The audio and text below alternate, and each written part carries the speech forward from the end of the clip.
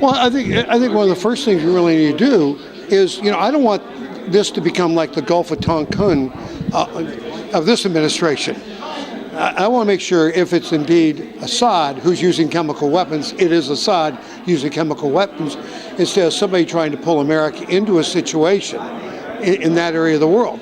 I have had great worry and written about it a long time ago. In fact, there's an op-ed piece that I wrote October 5th of last year called A Kernel of Truth. My great worry is that the puppet master of all this is a guy named Vladimir Putin sitting in the former Soviet Union. That's my concern. And so if we're drawn into something, who's going to be controlling the destiny of the United States of America?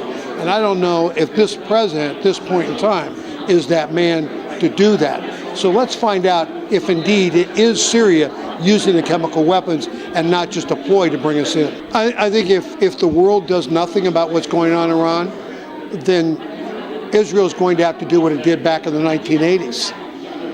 And again, have the world speak badly of Israel for doing it, but a lot of that with a wink and a nod, thank you very much, because we didn't want to get drawn in. This needs to be taken care of. We know what Iran is. We know what they would like to do. And if we do nothing, then Israel is going to have to do something. I don't want to see Israel have to act alone and do something to stop Iran. But again, it comes down to leadership and who's going to lead in this troublesome time with what is going on in the whole of the Middle East, as the whole of the Middle East is falling apart. Oh, listen, I've never believed there's going to be a lot of peace between Israel and the Palestinians. People forget the Palestinians. Why are they where they are? Those Palestinians who were led by Yasser Arafat were kicked out of Jordan. That's where they came from.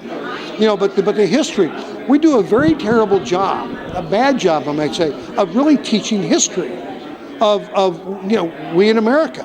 As I was walking through Berlin in 2007, asked a young man in the streets of Berlin, what do you know of the Berlin Wall? And his answer was, well, America put that up to keep the communists out of their sector. When I was at the 20th anniversary of the fall of the Berlin Wall, there was no mention of communism, no mention who built the wall, no mention who tore down the wall, no mention of Ronald Reagan, no mention of Margaret Thatcher. We don't do a very good job. And in April this year, I was playing golf with a young man. The next day I'd be headed to Normandy to raise the flag at the American Cemetery in Normandy. And I told him about my excitement about raising the flag at Normandy. The young man said to me, why would there even be an American cemetery at Normandy? And so if we keep on walking away from our own history, we will absolutely repeat our history. And so I think maybe this is a way to look at it. And I say the same thing about Democrats and Republicans, and maybe it's a good way to look at between the Israeli and the Palestinian. The Israeli and the Republicans play this like they're playing golf. The Palestinians and the Democrats play like they're playing hockey. And if we want to win the day, we better get in the hockey game. Morai v'Rabotai, we're here tonight celebrating a tremendous accomplishment for CHAZAQE, which is an organization that's been around since 2006, inspiring thousands of young men and women, specifically boys and girls from local public schools, who have lost their Jewish heritage, have lost their identity. They simply don't know who our forefathers were. Avraham, Yitzchak, Yaakov. Who's Moshe Rabbeinu? Who's David HaMelech? Who is Rashi and the Rambam and the Ben Ish Chai and the Chavetz Chaim? And we're trying to teach these kids, these boys and girls, what they really are all about, what our purpose is in this world. And today we celebrate our first dinner. We had a Chazat Sefer Torah, we had a great turnout. We had many Rabbanim from the community show up. We had a guest speaker, the former son of President Ronald Reagan. He came to give words of encouragement for the land of Israel, for the Jewish people in Israel. And overall was a great success. Like you mentioned, the Sefer Torah was written by Gdolei Israel, the last few letters, Rav Chaim Kanievsky, Rav Steinman, Rav Shlomo Amar, Rav Yitzchak Yosef, Chacham Shalom Cohen, Rav Ba'adani, v'chule v'chule.